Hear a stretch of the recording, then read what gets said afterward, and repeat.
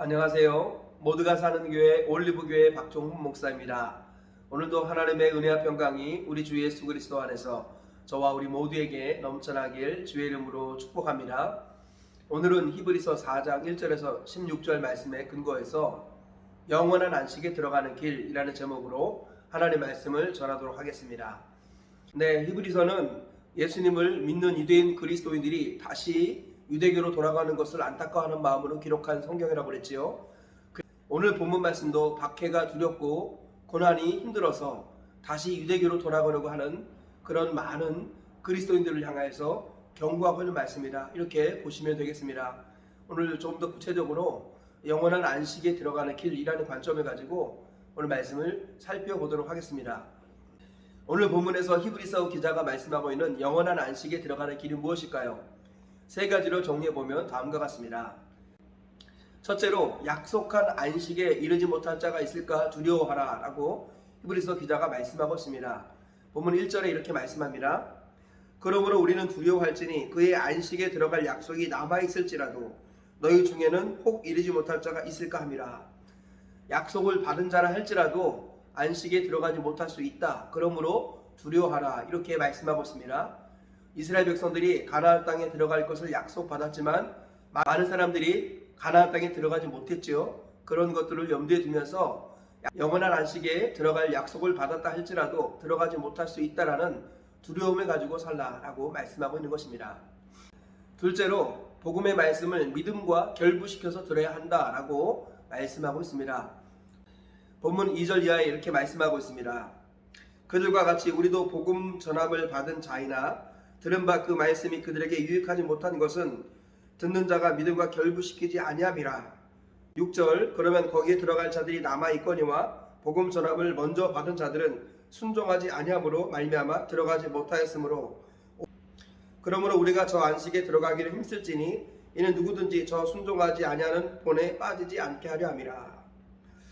네, 히브리서 기자는 광야 이스라엘 백성들이 우리보다 먼저 복음을 들은 자다라고 말씀합니다. 그 복음은 바로 가나안에 들어갈 약속을 말하는 것이죠.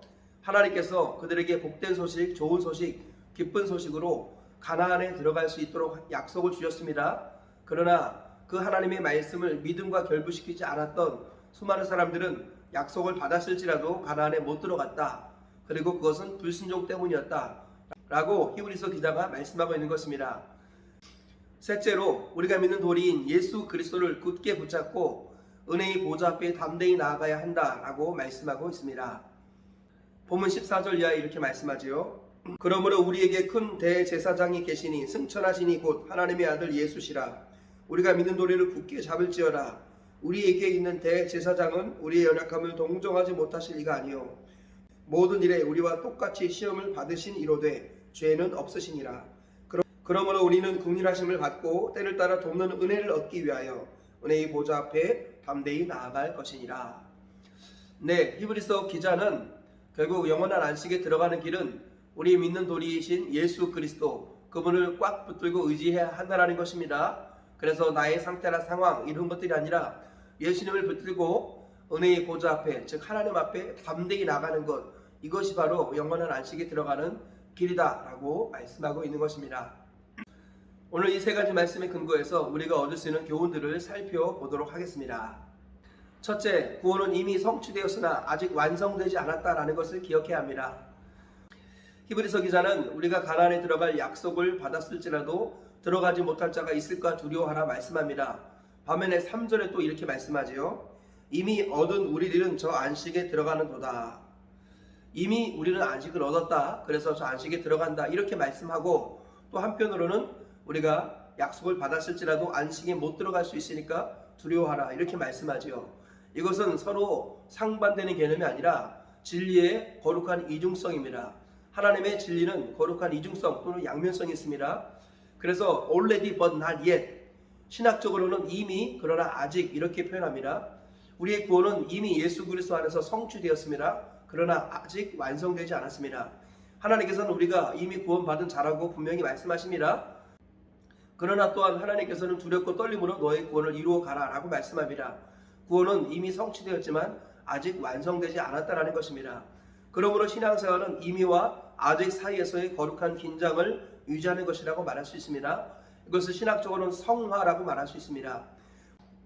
우리는 칭의로서의 구원을 이미 받았습니다. 그러나 영화로서의 구원을 아직 완성하지 못했습니다. 그래서 이 칭의로서의 구원과 영화로서의 구원을 메워주는 성화로서의 구원을 이루어가는 것, 이것이 성도의 합당한 모습이고 올바른 구원관이다라는 것입니다. 하나님께서 이미 우리에게 약속을 주셨지만 그 나라에 이르지 못할 수도 있다는 거룩한 두려움을 갖고 있으면서 동시에 또한 불안해서는 안 되겠습니다. 하나님의 약속의 말씀을 붙들고 담대하게 믿음으로 살아가야 할 줄 믿습니다. 우리는 이미 구원을 얻었습니다. 그러나 아직은 완성되지 않은 것입니다. 그래서 안심해서도 안 되는 것이고 반대로 낙심해서도 안 되는 것입니다. 참된 구원이란 안심하지 아니하고 낙심하지 아니하며 중심을 지키는 것, 이것이라고 말할 수 있겠습니다. 성경에서는 그것을 두렵고 떨림으로 너의 구원을 이루라 이렇게 말씀하고 있습니다. 신앙생활은 선한 싸움을 싸우고 달려가고 끝까지 믿음을 지키는 것입니다. 그래서 사도 바울이 말하기를 죽음 직전에 내가 선한 싸움을 싸우고 나의 달려갈 길을 마치고 믿음을 지켰으니 이제부로는 나를 위하여 의의 면류관이 예비되었으니 주 곧 의로우신 재판장이 그날에 내게 주실 것이며 내가만 아니라 그의 나타나심을 사모하는 모든 자에게도니라 라고 고백했습니다. 사도 바울은 성화로서의 구원을 이루어가기 위해서 날마다 전진하며 달려가는 삶을 중단 없이 살았습니다. 그리고 마지막에 이르러서 나는 끝까지 달렸고 믿음을 지켰다 이렇게 표현하는 것을 볼 수 있습니다. 신앙생활은 한결같이 달려가는 것입니다. 우리 칭의의 구원, 즉 과거의 구원에 안주하지 말고 영화의 구원, 즉 미래의 구원을 바라보면서 성화의 구원, 현재적인 주님과 동행하는 삶을 지속적으로 살아가는 하나님의 사람들 되시길 축복합니다. 그리하여서 하나님께서 우리를 위해 예비하신 영원한 안식에 다 들어가시는 우리 모두가 되시길 주의 이름으로 축복합니다. 둘째로 말씀을 믿음으로 듣고 순종하는 것은 한 번의 사건이 아니라 평생의 삶이라는 것입니다. 본문에서 히브리서 기자는 이스라엘 백성들이 애굽에서는 나왔으나 가나안에 못 들어간 이유를 말씀을 들을 때 믿음과 결부시키지 않았다라고 표현합니다. 엄밀한 의미에서 그들은 말씀을 믿음으로 들을 때가 있었습니다. 하나님의 말씀에 순종해서 어린 양을 잡아서 문설주와 임박에 그 피를 뿌렸습니다. 이런 것들은 다 순종의 행동이었습니다. 그래서 애굽에서 나오는 하나님의 구원을 경험했습니다. 그러나 문제는 무엇입니까? 그들이 하나님의 말씀을 듣고 믿음으로 순종하는 이런 사건들이 지속되지 못했다는 것입니다. 광야에 이르러서 마실 물이 없어서 원망 불평하고 하나님을 대적했습니다. 그리고 가데스 바네아에 이르러서는 잘못된 정보를 듣고 그리고 하나님을 원망하고 하나님의 사람 모세를 때려 죽이려고까지 했습니다. 이러한 모습들이 한두 번이 아니라 10번 이상 지속되었을 때 하나님께서는 크게 마음 아파하셨습니다. 그리고 너희 말이 내 귀에 들린 대로 내가 너에게 행하리라 하시면서 그들이 입술로 내뱉은 말대로 그들이 광야에서 멸망되도록 하나님께서 허락하셨다라고 성경은 말씀하고 있습니다. 하나님께서 오늘 우리에게 말씀하시는 것은 말씀을 들을 때 믿음으로 듣고 순종하는 것은 한두 번의 사건이 아니라 평생의 삶이 되어야 한다는 것입니다. 구원은 사건이 아니라 여정이고 이벤트가 아니라 관계라는 것입니다. 마치 부부관계가 평생 가꾸고 관리해야 하듯이 신랑 되신 예수님과 교회의 관계는 평생 가꾸고 관리해야 한다는 것입니다. 우리 주님은 변치 않으시기 때문에 우리가 믿음으로 깨어 있어야 합니다. 날마다 하나님의 자녀답게 또는 그리스도의 신부답게 또는 주님의 종답게 우리는 믿음을 지키며 가꾸어 나가야 한다라고 성경은 말씀하고 있습니다. 믿음과 순종은 한두 번의 사건이 아니라 평생의 여정이요 삶이 되어야 한다는 것입니다. 그러므로 하나님께서는 오늘도 우리에게 믿음을 요구하십니다. 하나님의 말씀이 선포되었을 때 오늘도 믿음으로 들으라고 말씀하십니다. 그리고 그 들은 말씀에 순종하도록 하나님은 오늘도 우리에게 요구하십니다. 믿음과 순종은 한두 번의 사건이 아니라 평생의 여정이고 삶이라는 것을 다시 한번 마음에 새겨야겠습니다. 젊었을 때나 또는 어렸을 때 한두 번의 순종과 충성으로 천국에 들어갈 수 있다는 아니라는 생각을 버려야 합니다. 신령한 은사와 능력을 경험했기 때문에 나는 천국이 보장되어 있다라는 이런 아니라는 생각을 버려야 합니다. 우리 어제의 만나는 오늘의 양식이 될 수 없습니다. 어제의 순종이 오늘의 불순종을 합리화시킬 수 없습니다.